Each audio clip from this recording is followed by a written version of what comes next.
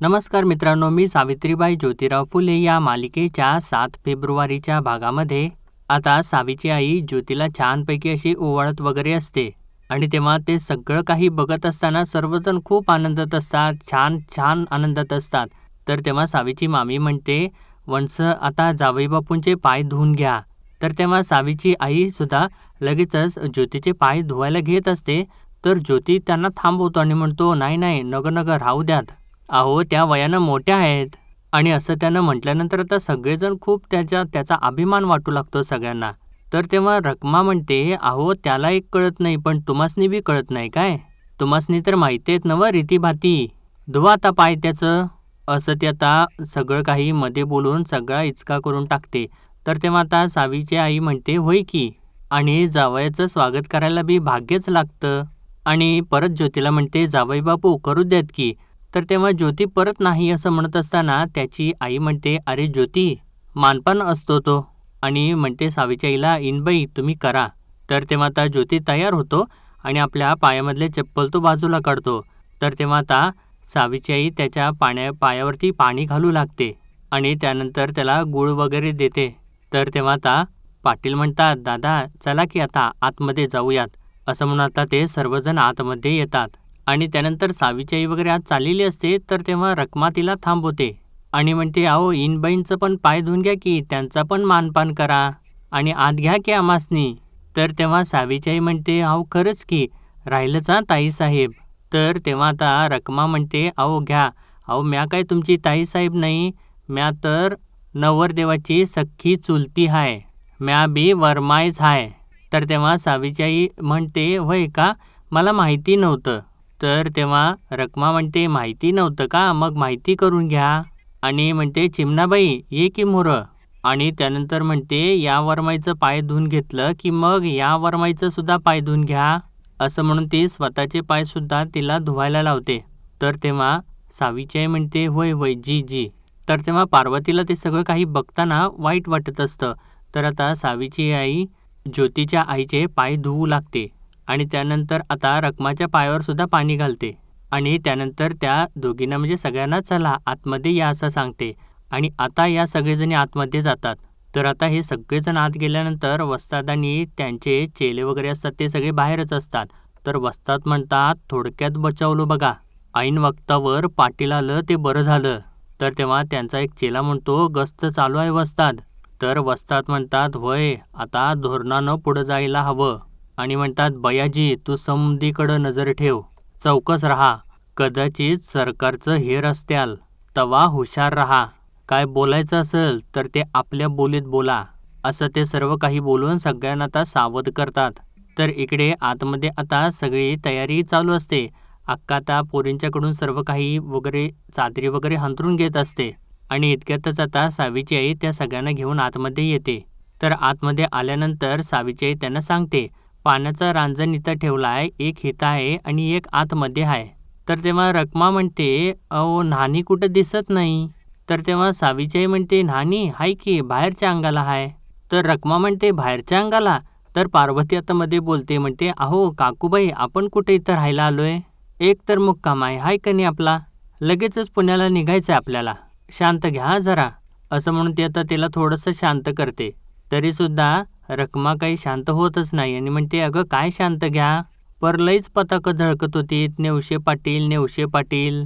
म्या म्हणलं, "असल तोला मोलाचं, पर कसलं काय बड्या घराचा पोकळ वासा निघाला."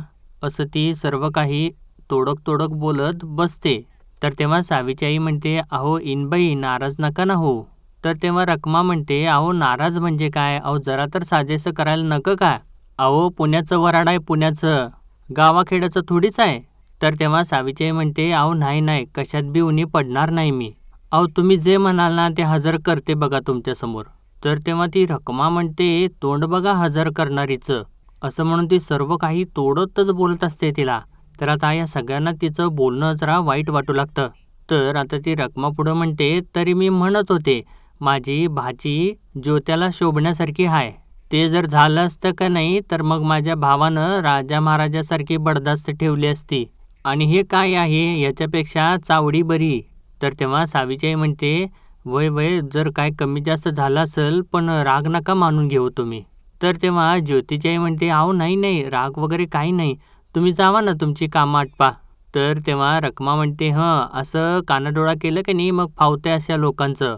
असं म्हणून ती काही थांबायचं नावच घेत नसते. आणि म्हणते गरीब असल्याचं आव आणत्याल आणि दादा पुता म्हणत्याल. आणि असं ती बोलत असताना या दोघींना तर म्हणजे अक्काला सुद्धा आणि सावीच्या आईला सुद्धा खूप अपमान वाटू लागतो. तर पुढं रखमा म्हणते आणि सगळा काही कार्यभाग सांगत्याल. नाही म्या म्हणते निदान भुई तरी सारवून घ्यायची, रंगरंगोटी द्यायची, पण कसलं काय म्हशीचा गोटाच बरा. तर आत्ता सगळं काही ऐकून झाल्यानंतर अक्काचा राग अनावर होतो आणि अक्का आता बोलते मध्येच.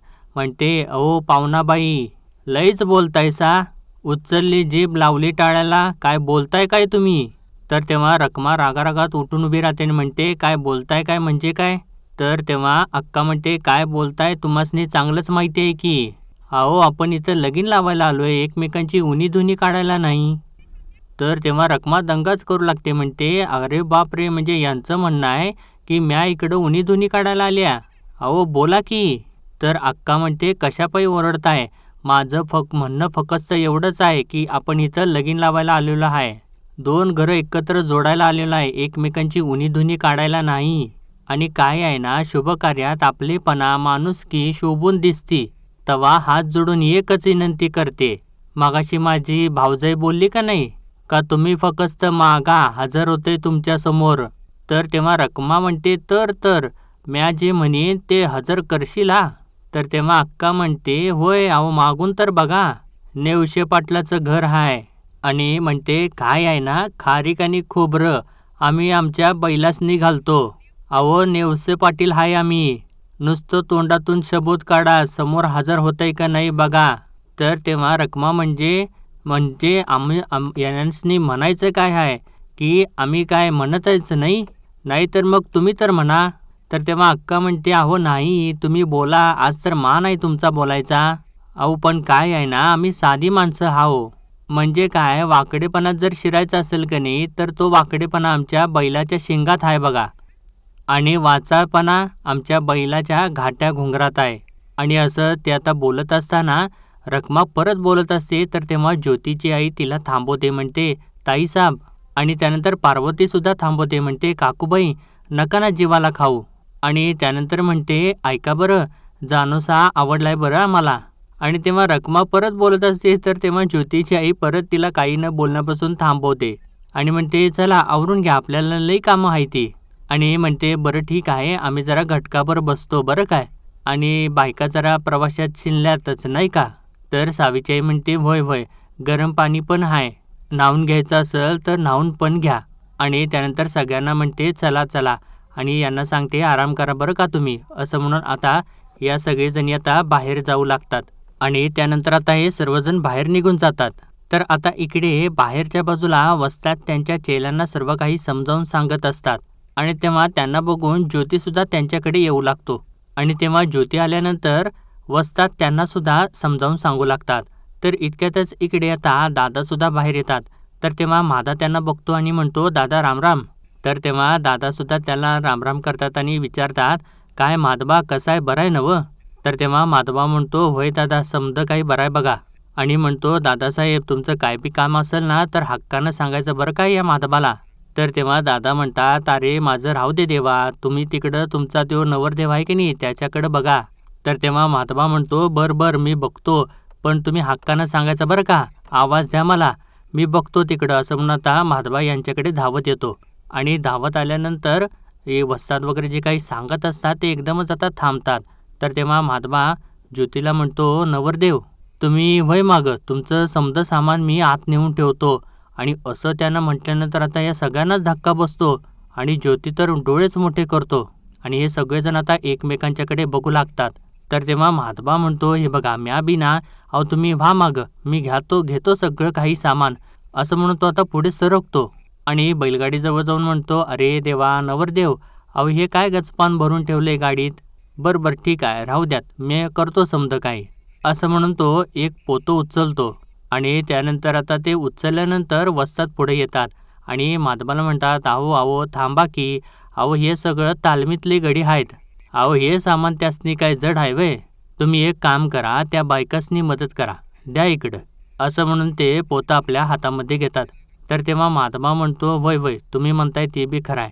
बरं काय लागलं ना तर हक्कानं सांगायचं बरं का, मी आहे तिकडं, असं म्हणतो. आता धावत तिकडून निघून जातो. आणि हे आता परत त्या सगळं काही समोर येण्यापासून थोडक्यात वाचतात. तर इकडे आता ही जी रखमा असते ती भयानक चिडलेली असते, कारण अक्काने तिला बरोबर तिचं काही पाणउतारा करून ठेवलेला असतो. तर आता ती चिडत चिडत राणूजींच्या समोर येते आणि ती म्हणत असे, मला काय बी ऐकायचं नाही आहे. माझ्या इथं आलं तर जिभेच्या शेंड्यावरती, पण म्या काय बी बोलले नाही. काय तर म्हण यांच्या जनावरांसनी खारीक खोबरं हे ऐकायला आलते काय म्या एवढ्या लांब. तर तेव्हा राणूजी म्हणत असतात, अगं रखमी ऐकून तरी घे माझं. तर रखमा म्हणते, काय ऐकून घे, वाकडपणा हाय तर यांच्या बैलाच्या शिंगात. अरे वा किती मोठेपणा, आमची पोराची बाजू हाय तरी बी आम्हासनी किंमत नाही. तर तेव्हा राणूजी म्हणतात, अगं रखमे चिडू नकस.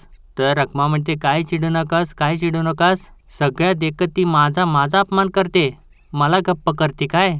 नाही त्या म्हातारीला पुण्याला जायच्या आधी सरळ केलं ना तर नाव रखमा लावणार नाही.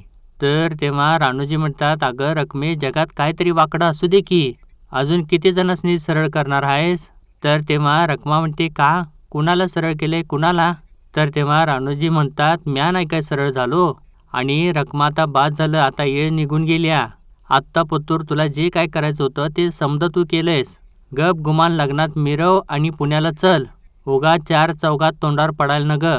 तर तेव्हा रखमा ऐकत नसते. तर तेव्हा राणूजी तिच्यावर जोराने ओरडतात, म्हणतात गप्प गप्प बसा, असं सांगून ते आता बाहेर निघून जातात. तर त्यानंतर मित्रांनो आता जात्याच्या पूजनेचा कार्यक्रम सुरू होतो आणि सावीची आई तिला म्हणत असते सावीला, सावी आता जात्याची पूजा करून घे. तर सावी आता छान अशी जात्याची पूजा करते आणि जात्याला नमस्कार करते. तर तेव्हा आता इथं सर्व बायका जमलेल्या असतात आणि त्यानंतर आता ते सर्वजण मिळून छान असा नाच करू लागतात. आणि त्यानंतर नाचत नाचत आता सावीला बाहेर घेऊन येतात आणि तिला मध्ये असं पाटावरती बसवतात आणि पाटावरती बसून तिच्या समोर नाच करू लागतात, तिच्या भोवतीने नाच करू लागतात आणि त्यानंतर जात्यावरती घाणा भरून हळद दळू लागतात. आणि सावीला सुद्धा ते खूप छान वाटत असतं आणि ती छान मस्तपैकी सगळं काही एन्जॉय करत असते. आणि त्यानंतर छान असा संगीत नाच गाण्याचा कार्यक्रम झाल्यानंतर सर्वजण मिळून हसू लागतात आणि सावी तर खूप लाजत असते. तर इतक्यात आता इकडे पार्वती रखमाला विचारते, ते काकूबाई हळद कुठं ठेवले हो. तर तेव्हा ज्योतीची आई ते हळदीचं ताट घेऊन येते आणि म्हणते, हे काय ही तर आहे.